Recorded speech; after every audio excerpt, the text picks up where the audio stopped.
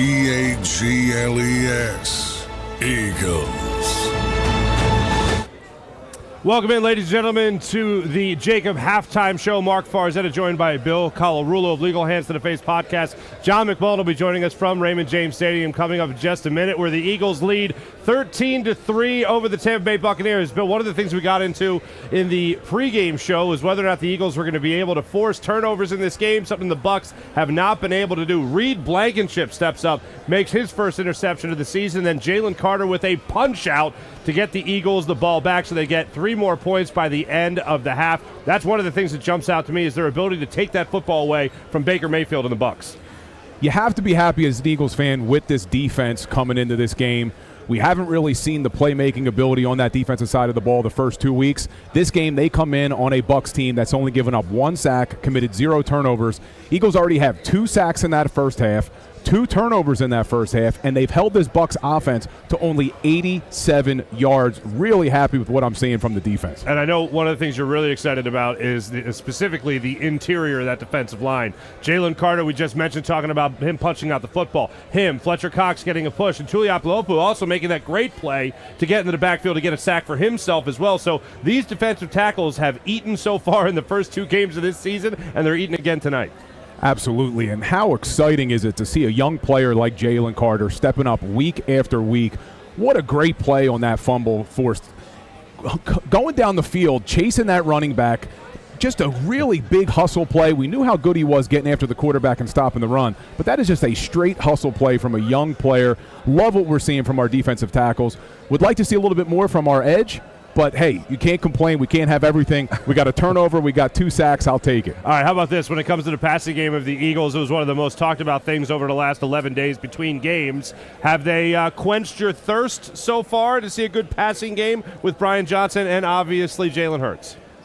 They did until we had the interception. I was so happy leaving the green room coming down here thinking, great stuff. But what I'd love to see on that touchdown pass from Jalen Hurts to Olamide Zaccheaus is everything we wanted to see. Jalen Hurts had pressure. He trusted his pocket, maneuvered, stepped up in the pocket, and made a great throw to Olamide Zaccheaus on that touchdown pass. So it was hopeful. Interception looked like a miscommunication, but we'll take it. All right, well, let's go to the man in the scene right now, John McMullen, our NFL insider, Eagles writer extraordinaire, joining us from Raymond James Stadium right now at the half in Tampa. John, let's talk about that interception real quick before we get to the good stuff. What, from your perspective, being down there, what happened on that interception between Jalen Hurts and DeAndre Swift coming out of the backfield? Yeah, I thought, first of all, guys, Rondé Barber is getting honored here at halftime. Oh, Eagles that's fans right. may not like that, but if you hear how loud it is here, Rondé Barber's getting honored at halftime. But, yeah, when Devin White picked that off, honestly, I thought it was going to be a pick 6. He had open field for whatever reason. You know, I talked about him in the pregame show. He's one of the most athletic linebackers in the NFL. I don't know if he's dealing with something, but the Eagles he seemed to not have that extra gear he typically does. That was obviously disappointing. Right coming off of the 2 plays to Olamide Zaccheaus, the second one being a touchdown. Those were sort of classic Jalen Hurts plays, extending the play, then taking the big hit, getting the football to his receivers, and that's always backbreaking for the defense, and he was able to do that with Olamide Zaccheaus. But yeah, the consistency has not been there in the passing game yet this season, and that continues today. Even though the Eagles have dominated from a statistical point in the first half, you get the feeling it should be worse than 13-3.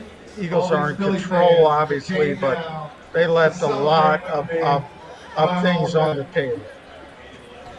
John, we knew this Tampa Bay Bucs defense was very good against the run coming into this game, only averaging 54 yards a game. The Eagles already have 75 yards rushing in that first half. Did that surprise you that they were able to move the ball so easily on the ground?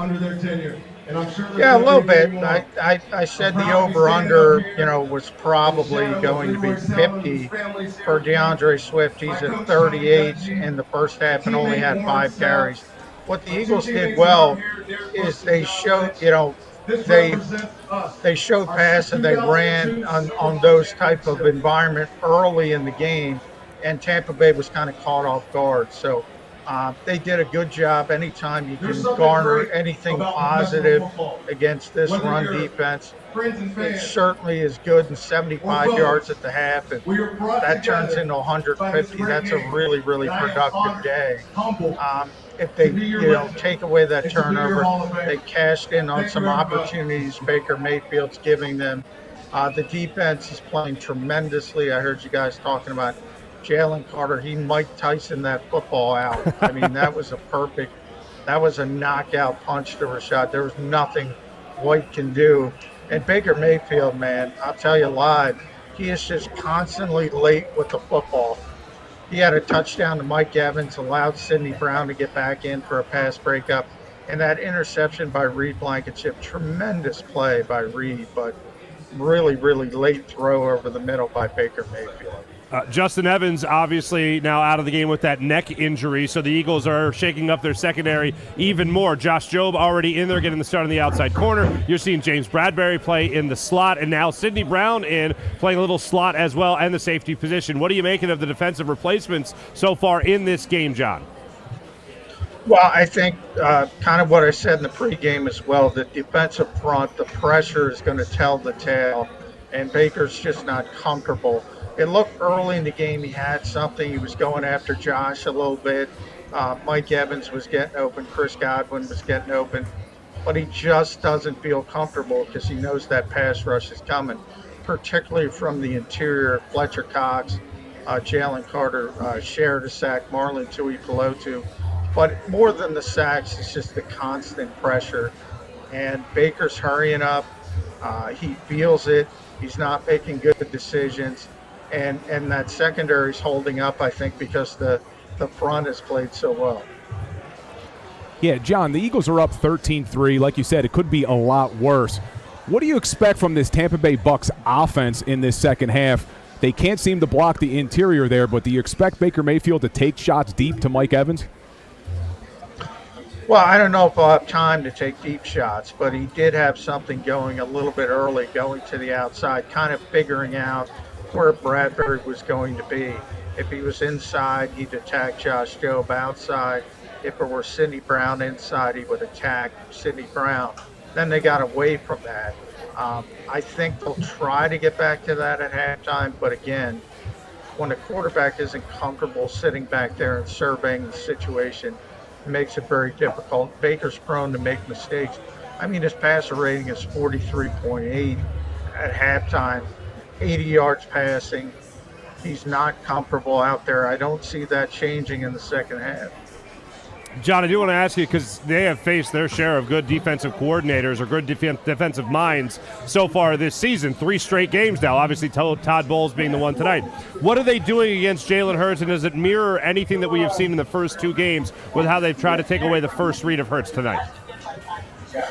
I don't think it mirrors the first 2 weeks because I think they have a little more. They certainly have more talent to work with than Minnesota.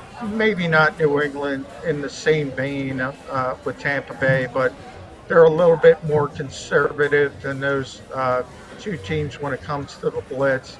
And they've done a pretty good job, except for the one drive where it was really the old school Jalen Hurts, where he extended plays, as I mentioned. And he took 2 big hits, waiting to extend those plays, 2 big throws to Olamide Zaccheaus. So other than that, the defense has played pretty well for Tampa Bay, but that's what the Eagles have that Tampa Bay doesn't have. Maybe the consistency isn't there, but they can always hit you with a big play. John, I know you have laser focus on the questions we're asking, but did you happen to catch that scoreboard? Did they play Rondé Barber's pick 6 against Donovan McNabb in the NFC Championship game? I did not. Okay. I did not. They probably did, but I didn't hear any boos. Yeah. And there's a lot of Eagles fans, so maybe they forgot about that. That's a bad job by them if they didn't do it. A little bit. John McMullen, our NFL Insider, also co-host of Birds 365, right here on the JAKIB Media YouTube channel. John, thanks so much. Thanks, guys. John joining us right there from Raymond James Stadium. That's the thing, the Eagles fans are taking over. You could hear it through the TV. There's been busloads of fans being dropped off at the stadium, and we know that Eagles fans love to travel. And if you're going to travel to Florida, especially when it's a very rainy Philadelphia, it's not a bad thing there. Although it looks like the rain's coming down in Tampa as well. Yeah, absolutely. All right. We do want to tell you about a great partnership we have right now with the great people of EBOD to help combat some things that affect many of us, many of our loved ones, especially in the fight against Alzheimer's and dementia. You can help us out here at JAKIB Media and EBOD when you text SCORE to 833-202-9835. That's 833-202-9835. You can text the promo codes as well. Team Miss, Team Seth, Team Gun, and Team Farzi. And that will help us and our teams combat Alzheimer's as well as dementia. We have plenty of coverage, of course, coming up with you guys in the post-game show when Mike Misnelli joins the crew, along with Derek Gunn and Seth Joyner. Bill and I will be along for that ride as well as our friend Kayla Santiago, breaking it all down. And hopefully what will end with another Eagles victory, and the Eagles headed to a 3-0 record. We'll wait and see how this one plays out, but the Eagles certainly look to be in control. We'll be back with you guys post-game.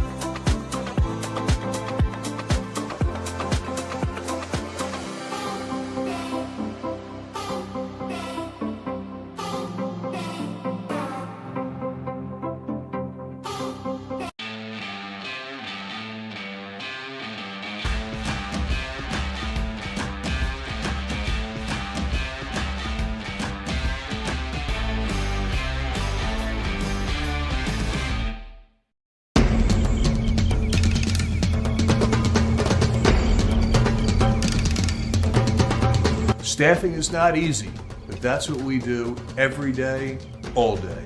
The key to our success is storytelling, asking the right questions to find the right people. Hi, I'm Gary Kane, president of Kane Partners. We want to be your staffing partner.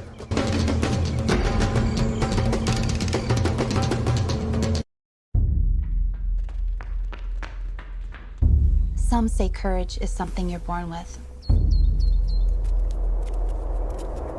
Others say courage is something you find.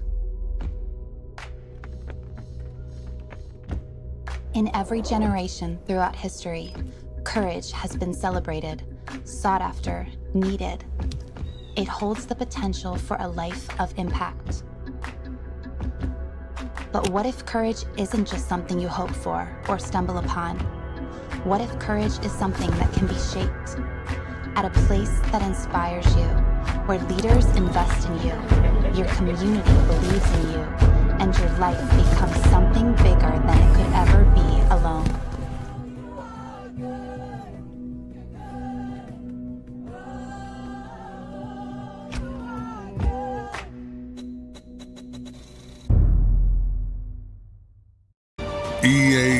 EAGLES, Eagles.